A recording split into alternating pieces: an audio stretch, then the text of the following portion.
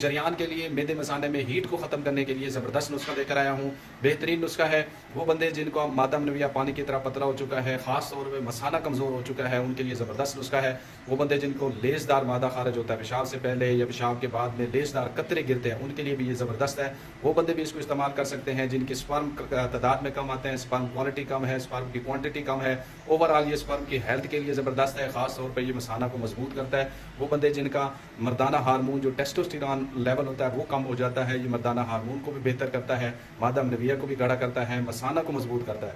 ख़ास तौर पे जो कतरे आते हैं उनको रोकता है। जरियान के लिए, सरत इंजाल के लिए ज़बरदस्त नुस्खा है।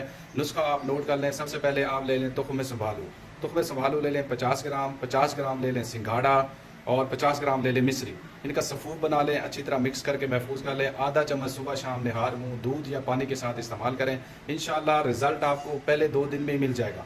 पूरा 1 महीना इस्तेमाल करने से ये मसाना मजबूत हो जाएगा और मादा मनविया भी गाढ़ा हो जाएगा, टेस्टोस्टेरॉन का लेवल भी बूस्टअप हो जाएगा, स्पर्म की क्वांटिटी जो होती है, स्पर्म की क्वांटिटी में इजाफा करता है, मादा मनविया की मिकदार को बढ़ाता है। ख़ास तौर पे ये कतरों को रोकता है। जरियान के लिए बहुत मुफीद है।